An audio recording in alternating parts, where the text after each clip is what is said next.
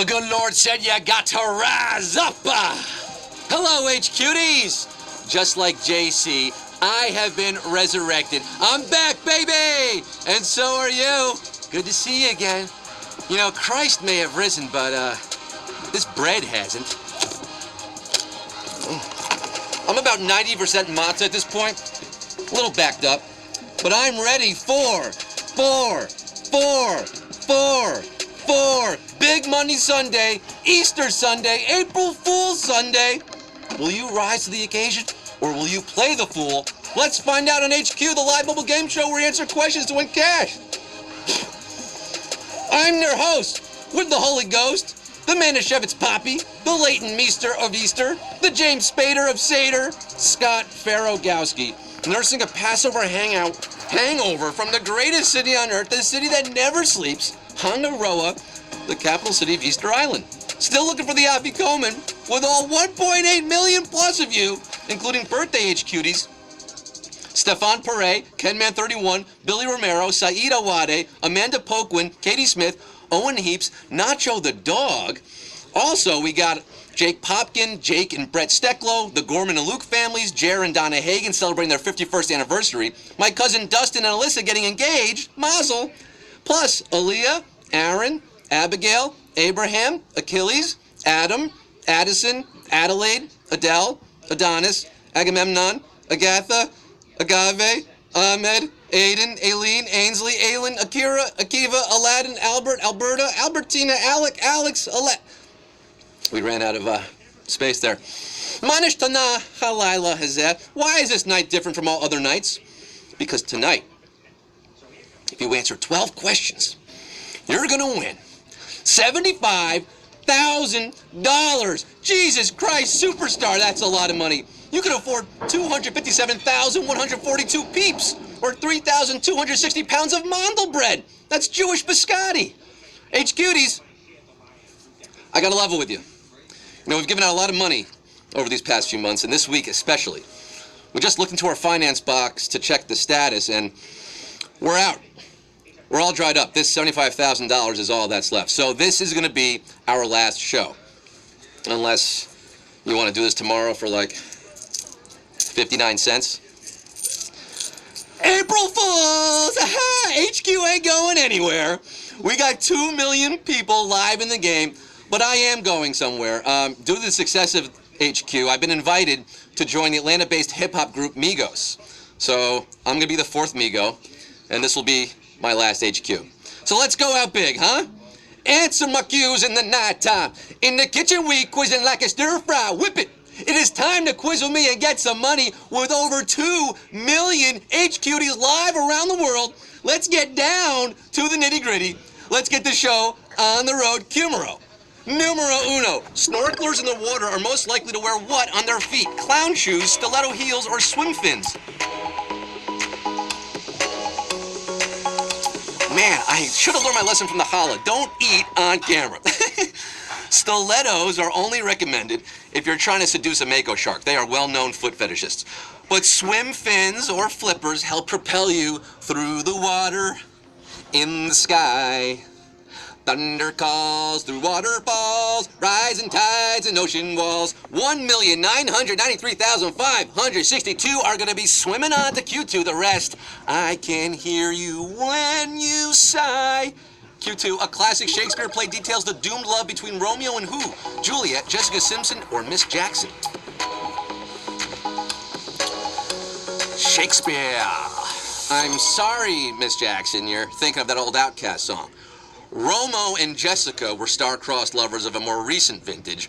Romeo and Julio were my neighbors in Sunset Park, but Romeo and Juliet are perhaps literature's most famous couple, if not the happiest. 1,976,120, remember Claire and Leo from the Baz Luhrmann classic?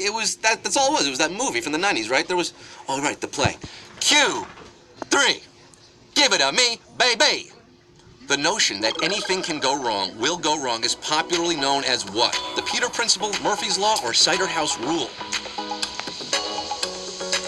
Anything that can go wrong will go wrong. It doesn't just refer to the Mets bullpen. No, not this year. We're looking good. Shout out Gesellman. It's also Murphy's Law. Murphy's Law is what we're asking here, supposedly named for a frustrated American aerospace engineer named Edward Murphy. Not to be confused with Murphy Brown's Law. 1,834,827 are getting Q4. Murphy Brown's Law is that Candace Bergen still got it. Q4. What basketball term derives from a French phrase that circus acrobats used to shout? Alley-oop, slam dunk, or airball? Oh, les Français. The French with their fries and toast and dressing. Is there anything they can't do? In the 1800s, French acrobats would cry, alley-oop, before leaping, giving us alley-oop. On the court, shout out Gary Payton, showing Kemp 1,559,398. Are hustling and bustling, swooping and hooping, dishing and swishing. To the next Q. Shout out Clyde, the Glide Frazier on that. Q5, the holiday of Passover commemorates events that took place in what ancient civilization? Egypt, Babylonia, or Macedonia? Ooh, a bunch of you got posterized on that last question. Who else had the alley-oop? CP3 and Blake and DeAndre? Kobe and Shaq? But now we're talking about Passover. It's happening right now. Still going on. A few more days. Crack a Bible much? Simple HQTs ask, what is the meaning of all this? And to them I answer plainly. With a strong hand, God took us out of Egypt, where we were slaves.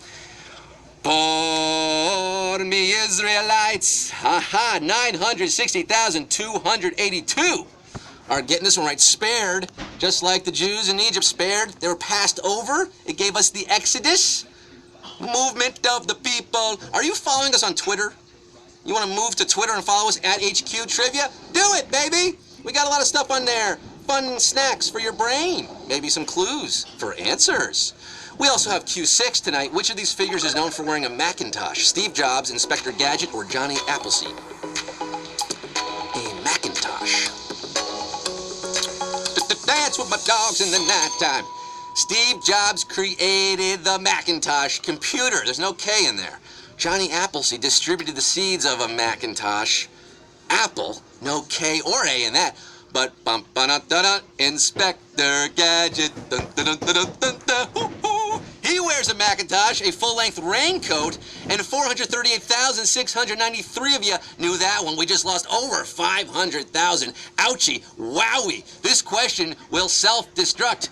Go get 'em, brain. Go, go, Gadget. Q7, we have over 1 million people watching still with 438 in it. Q7, which of these punctuation marks can be found in an interrobang? Ampersand, pound sign, or question mark? That sheep was always getting blown up in the mailbox. What gives, Chief? Maybe change your behavior. One might use an interrobang to punctuate an excited query like, did you tap the right answer? It is a comedy blog curated by a former dentist, as well as an exclamation point and a question mark smushed together. Bing, bong, bang. Question mark's your answer. 185,676 are riding the Atero Bang Bus. On to Q8 tonight. Give it to me. Which of these countries celebrates Easter with both an Easter bunny and an Easter bilby? Sweden, Canada, or Australia? Easter bunny and an Easter bilby? The bilby, or rabbit-eared bandicoot. It's an adorable marsupial with long, pointy nose and very long ears. Wait, is this me? No. If you're looking for a chocolate bilby on Easter, your best bet would be to visit the bilby's native land, Oz, Australia. Australia, 164,262 getting it right. The rest of you, maybe the bilby ate your baby. 164,262 have risen for Q9. The music of Rick Astley played a direct role in bringing down the leader of what country? Libya, Venezuela, or Panama? Rick Astley. You're getting Rick rolled on this question? Well, long before Rick rolling was the popular term we all know today, dictator Manuel Noriega got Rick rolled right out of office thanks in part to U.S. forces blasting, "Never gonna give you up, never gonna let you down," non-stop at his compound until he did give up and surrendered as ruler of Panama. Bow, bow, bow, Panama. Splitsies just about here, 54,487. Remember, they're 80s world history and Rick Astley. played an important part in our culture besides the Rickrolls that you're probably going to share on Twitter right now. Q10, who owns the NFL record for consecutive playoff games with at least 2 touchdown passes? Joe Flacco, Joe Montana, or Tom Brady? You got 2 Joes or a Tom. Take your pick. A lot of legendary quarterbacks in the NFL over the years, a lot of legendary playoff performances and obscure records, but this particular record belongs to the man who took the Baltimore Ravens to the most recent Super Bowl win in 2013. I'm talking about Joseph Vincent Flacco. Waka Flacco Flacco, baby. And we have our first savage question of the night. Bonafide, genuine savagery at Cumero numero 10, 9,909. Our cracking natty bows right now, throwing back a few crab chips. Yeah, baby, repping Baltimore, Joe Flacco, 9,909, are getting Q11, the penultimate question. The capital city of which country sits at the southernmost latitude? Uruguay, Madagascar, or Indonesia? We got 75,000 carat magic in the air tonight. $75,000 could be split between these people here. The next question, 2 more questions. This question covers Africa, Asia, and South America. It's a real globetrotter. Antananarivo is the capital of Madagascar. It sits at 18 degrees south. Jakarta, capital of Indonesia, sits at 6 degrees south. But the mellifluously named Montevideo sits at 34 degrees south. South America earning its name for Uruguay. KY. Uruguay is your answer here at Q11.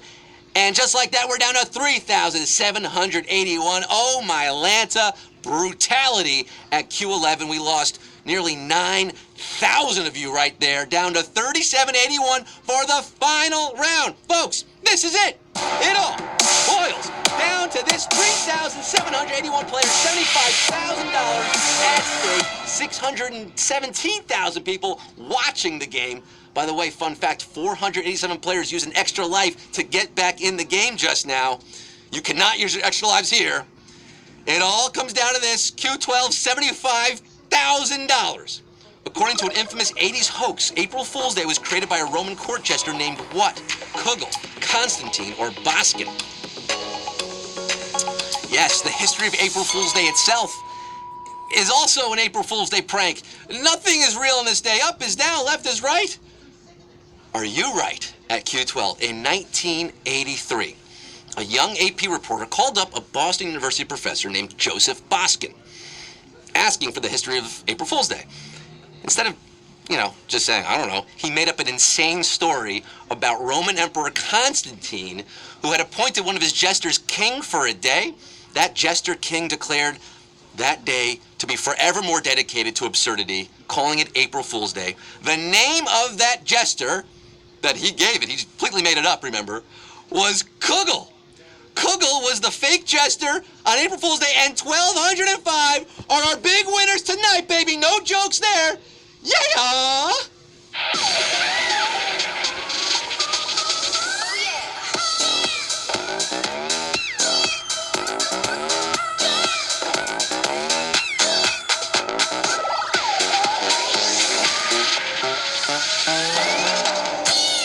A slightly savage Q12 has given us 1,205 winners tonight, splitting $75,000, which breaks down to $62.24 or 25 if you got a little extra lucky.